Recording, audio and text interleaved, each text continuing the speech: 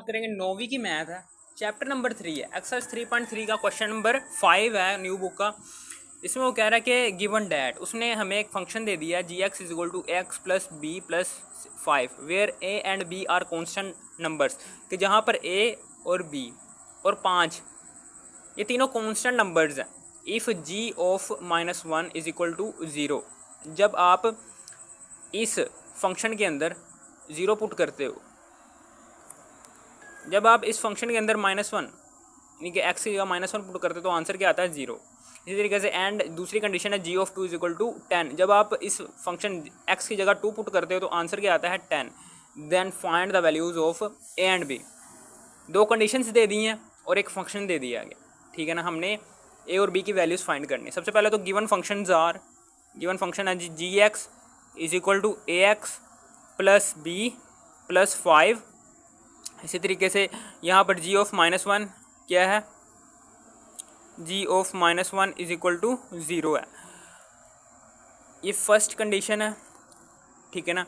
तो क्या करना है, 0 वैसे का वैसे रहने दो, हमने इस x की जगह -1 पुट कर देना, कर दो पुट। या फिर आप ऐसे भी कर सकते हो, जी ऑफ -1 है तो इस ऊपर वाले फंक्शन में -1 पुट कर दो, जी है x की जगह -1 पुट किया। इसी तरीके से ए एक्स क्या है -1 पुट कर दो, फिर प्लस फिर बी फिर प्लस फिर 5, ठीक है। और जी ऑफ -1 क्या है 0, -1 जब ए से मल्टीप्लाई होगा तो -a, फिर प्लस फिर बी फिर प्लस फिर 5, ये +5 उधर जाकर -5 हो जाएगा, is equal to -a plus b. हम क्या करेंगे, ये -5 is equal to b minus a लिख देंगे, यानी कि प्लस बी पहले लिख दिया माइनस ए बाद में लिख दिया। ये फर्स्ट इक्वेशन आ गई हमारे पास। इसी तरीके से दूसरी कंडीशन को इस्तेमाल करके हम दूसरी इक्वेशन भी फाइंड कर लेंगे, जी ऑफ 2 इज इक्वल टू 10। अब दूसरी कंडीशन को इस्तेमाल करने जा रहे हैं। अब हम क्या करेंगे, ये जो उनसे फंक्शन है जी ऑफ एक्स, तो एक्स की जगह पुट करो 2, बराबर के दूसरी तरफ क्या चीज़ है ए एक्स प्लस बी प्लस 5, तो एक्स की जगह हमने 2 पुट करना था तो एक्स की जगह 2 पुट कर दो, फिर प्लस फिर बी है फिर प्लस फिर 5। अब जी ऑफ 2 इज इक्वल टू 10 होता है तो 10 पुट कर दो, 2 जब ए से मल्टीप्लाई होगा तो 2a प्लस बी प्लस 5, अब ये +5 उधर जाकर -5 हो जाएगा, is equal to 2a plus b. अब 10 में से 5 गए 5 आ गया, 2a प्लस बी। अब ये दूसरी कंडीशन आ गई। अब फर्स्ट कंडीशन और दूसरी कंडीशन इन दोनों को हल करने जा रहे हैं अब हम, ठीक है ना।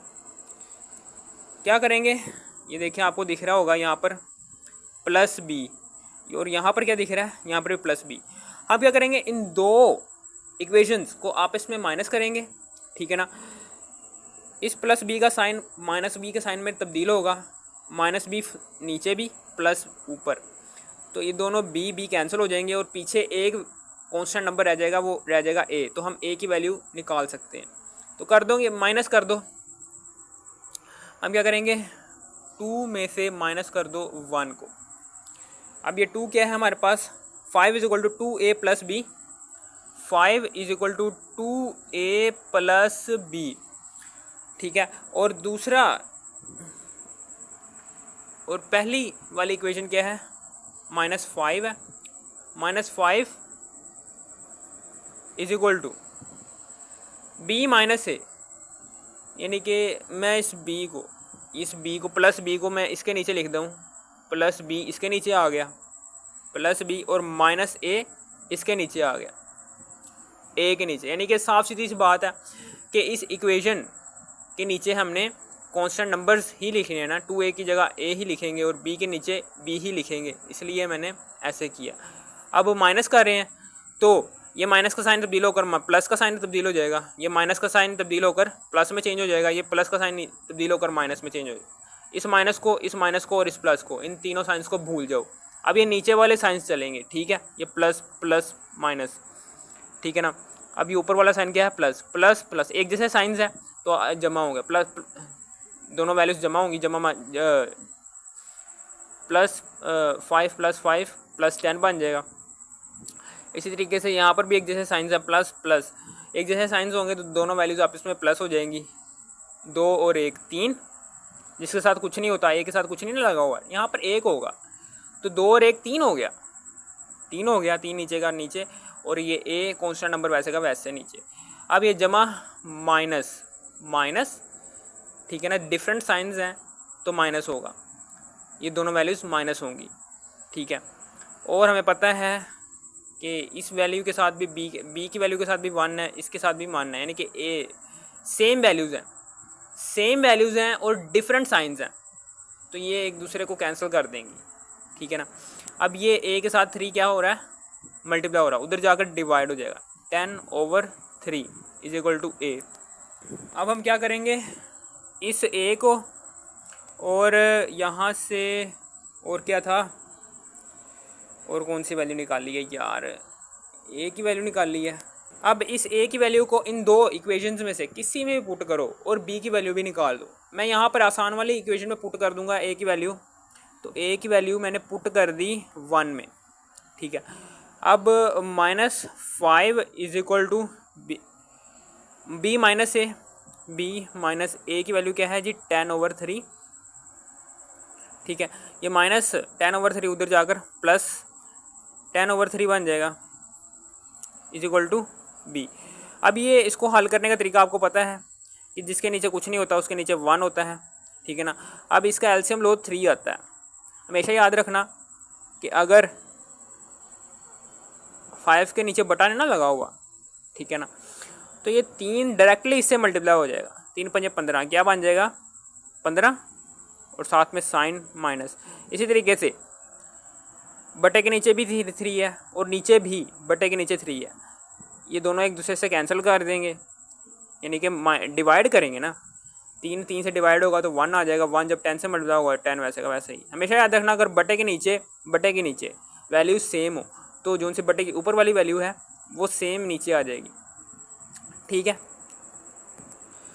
इज इक्वल टू बी, 15 में से 10 गए, 5 आ गया, बड़ी वैल्यू का साइन क्या है, माइनस है, 15 के साथ क्या लगा हुआ है, -5/3 इज इक्वल टू बी।